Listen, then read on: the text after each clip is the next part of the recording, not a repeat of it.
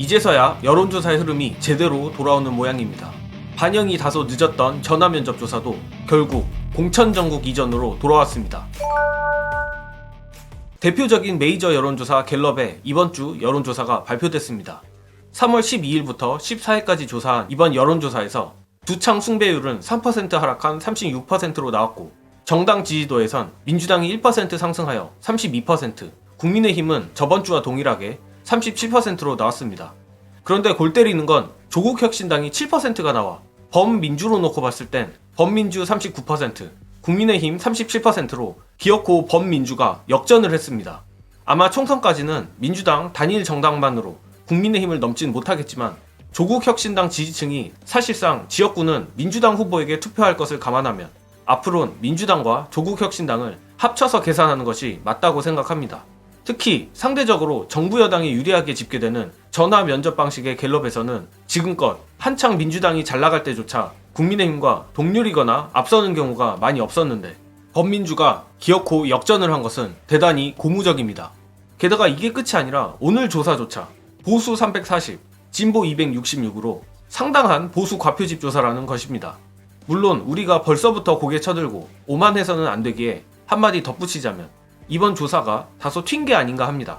구체적으로 오늘의 압도적인 여론조사의 결과가 정권 심판 선거라는 큰 구도로 돌아온 탓도 있지만, 최근 막판 민주당 경선이 그야말로 초대박을 친 점, 조국혁신당의 대정부 투쟁이 범민주 지지층에게 큰 효능감을 준 탓에 더 결집한 것도 분명히 있을 겁니다. 따라서 다음 주 갤럽 조사에서도 이번 주 조사와 같은 수치가 나온다면 그땐 정말 민주당이 대세라고 더 자신있게 말할 수 있을 것 같습니다. 그리고 민주당이 하기에 따라서 오늘 조사보다 더 크게 격차를 벌릴 수도 있다고 생각합니다.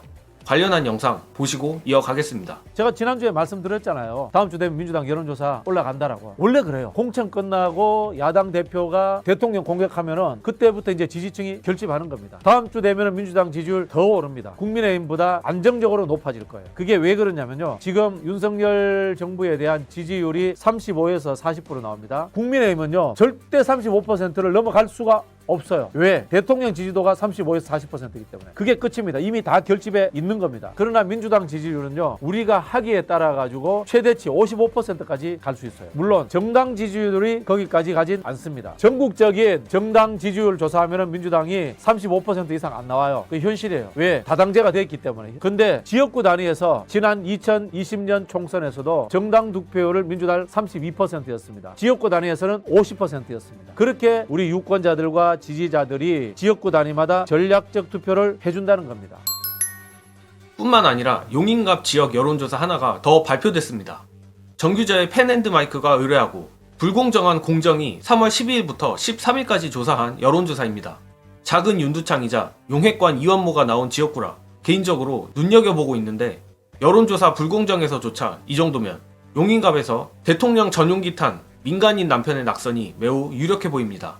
관련하여 최근 지역 여론조사들에서 국민의힘 후보들이 그야말로 개박살 나는 조사들이 쏟아지고 있습니다. 그런데 커뮤니티 글들을 좀 읽어보니 이것도 다소 웃긴 비하인드 스토리가 있는 것 같습니다. 여론조사에 있어 무작위로 전화를 거는 RDD 방식과 달리 통신사에서 연령, 성별 표본을 추출하여 조사를 하는 안심번호의 경우는 신청부터 조사까지 2주 정도 걸린다고 합니다. 즉, 최근 쏟아져 나오는 지역 여론조사들을 역산해서 추정해보건대 2월 내내 보수 과표집 여론조사로 정말 국민의힘 우세로 구도가 바뀐 것 아닌가 희망이 생긴 사형 언론들이 이때다 싶어 여론조사를 돌려본 거 아닌가 합니다. 문제는 방금 말한 것처럼 안심번호의 경우 2주 후에나 조사가 시작된다는 것입니다. 결국 보수 과표집 기간이 끝나고 여론의 추세가 제대로 돌아오는 시점에 조사들이 시작돼 사형 언론사들의 의도와는 전혀 다른 파괴적 여론조사가 쏟아지는 게 아닌가 싶습니다. 아무튼 현재 여론조사 추세가 믿기 어려울 만큼 좋은 것은 사실이며 여전히 우리가 하기에 따라 더 올라갈 여지도 있습니다. 하지만 끝까지 방심하지 말고 민주당과 우리 민주진보 시민들이 최선을 다해 더욱더 격차를 벌려 최고의 결과를 만들어내길 바랍니다. 저는 이만 물러가겠습니다. 시청해주신 여러분 감사합니다.